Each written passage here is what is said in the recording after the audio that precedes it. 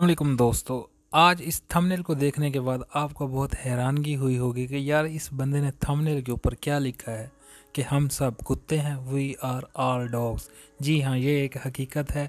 आज मैं इस वीडियो के अंदर आपके सामने ये बात सच कर दूंगा कि यार वाकई ही हम लोग कुत्तों जैसी ज़िंदगी गुजार रहे हैं या वाकई हम कुत्ते हैं। यार काफ़ी दिनों से ना मुल्क की मौजूदा सूरत हाल को देखते हुए मेरे दिमाग में बार बार एक सवाल उभर रहा था, खड़ा हो रहा था कि यार हम हैं क्या चीज़, हम क्या चीज़ हैं, हम इस मुल्क में क्यों हैं, कैसे हैं, क्यों रह रहे हैं और हमारे साथ ही ऐसा क्यों हो रहा है। मैं बहुत दिनों से इसी के ऊपर सोच रहा था। तो काफ़ी सोच विचार के बाद मैं इस नतीजे पर पहुंचा हूं कि यार हम सब लोग कुत्ते हैं। ये एक मिसाल के तौर पर मैं लफ्ज़ यूज़ कर रहा हूँ कुत्ता, जो कि आपको बुरा नहीं मनाना चाहिए। अगर आपको बुरा लगे भी तो इग्नोर कीजिएगा कि वी आर ऑल डॉग्स।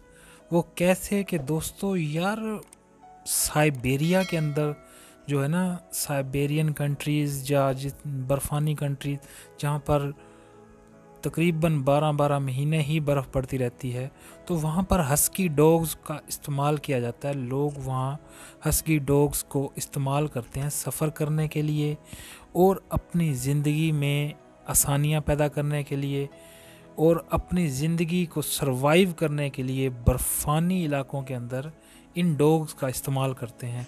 और उन्होंने एक लकड़ी की पुली बनाई होती है, जिसे कश्ती, लकड़ी की कश्ती होती है, पुली होती है, जिसे सीलिंग भी बोलते हैं या स्लाइडिंग भी बोलते हैं। तो ये सारे कुत्ते ना मिलकर अपने मालिक की उस स्लाइडिंग को खींचते हैं, ठीक है ना।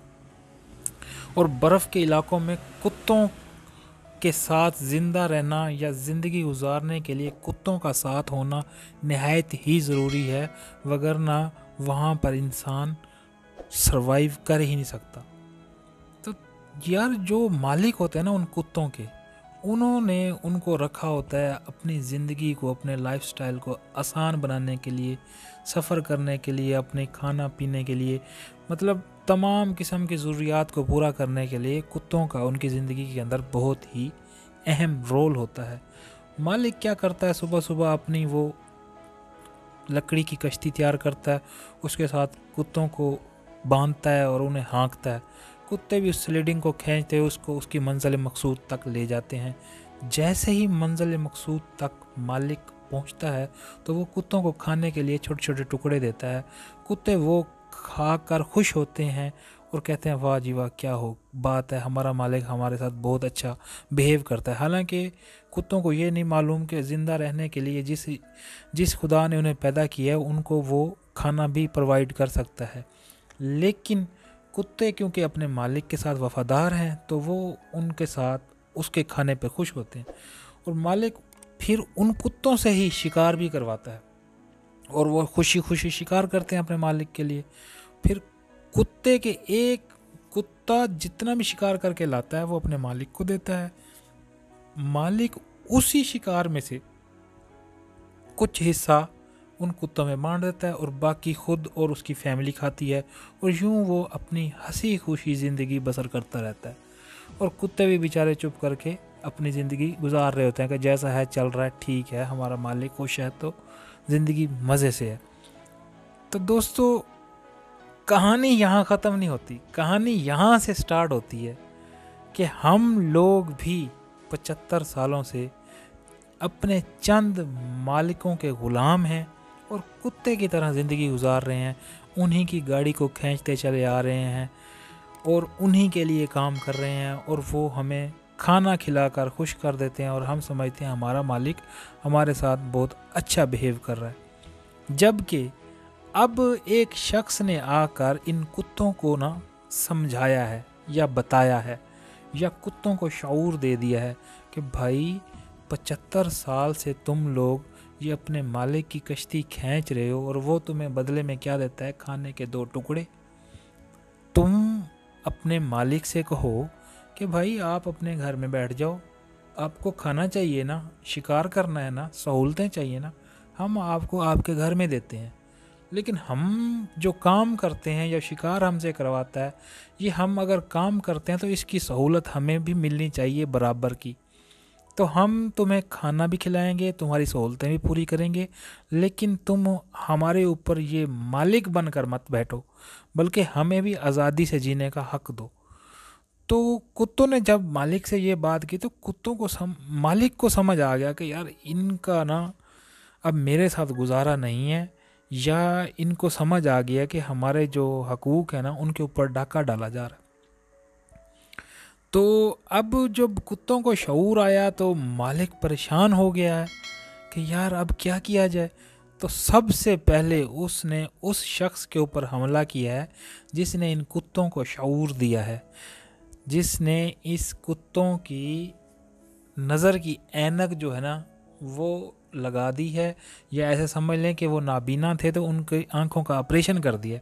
कुत्तों को समझ आ गई है कि यार ये जो हम शिकार करते हैं ना इसके ऊपर हक हमारा है, ना कि उसका जो बंदा सिर्फ हमें भेजता है कहता जाओ शिकार करके लाओ, और वो उन्हीं में से एक एक टुकड़ा काट के हमें दे देता है, बाकी सारा वो और उसकी फैमिली खाती है, और हम लोग बस ये सुबह शाम यही काम पे लगे हुए हैं।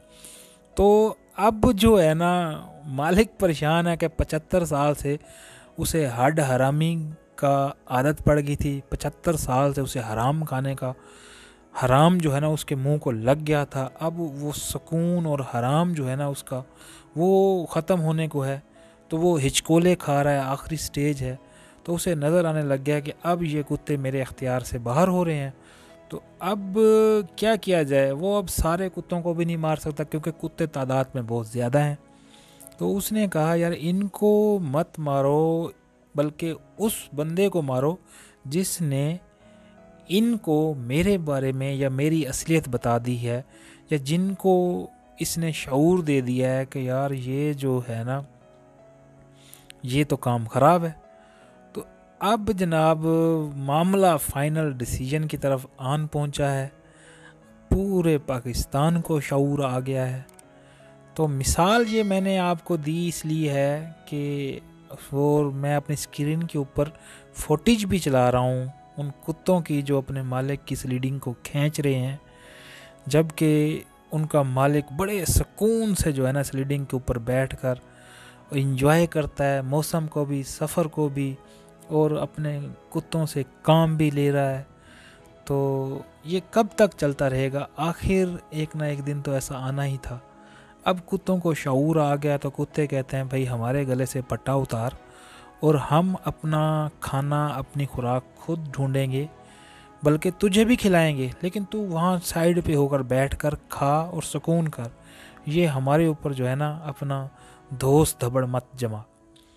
तो देखते हैं जनाब कि 75 सालों के बाद ये कुत्ते जीतते हैं या दोबारा मालिक कोई नई स्ट्रेटजी के साथ आता है और फिर से जो है ना इन्हीं को अपने नीचे लगा लेता है और दोबारा इनसे वही काम करवाना शुरू कर देगा जो ये 75 सालों से कर रहे हैं।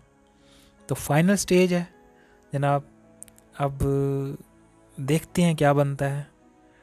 आप काफ़ी ज़ी शोर पाकिस्तानी हैं तो आप बेहतर समझते होंगे। मैं कम्युनिटी गाइडलाइन को भी मद्देनज़र रखते हुए, मुल्की हालात को भी मद्देनज़र रखते हुए, दबे छुपे लफ्ज़ों में मैंने आपको जो अपना पैगाम पहुंचाना था पहुंचा दिया है, क्योंकि मैं खुले अल्फाज में अगर बात करूंगा तो फिर मालिक तो नहीं आएंगे लेकिन वीगो डाले ज़रूर आएंगे। तो इसलिए यार कुत्तों को शऊर आ गया है। अब कुत्ते कहते हैं जनाब हम जो है ना अपना शिकार खुद करके खाएंगे और अपनी लाइफ खुद जिएंगे, या जियो और जीने दो के असूल के ऊपर चलोगे तो ठीक है। अब देख लें जी, फैसला आपने करना है। कमेंट सेक्शन में मुझे ज़रूर बताइएगा।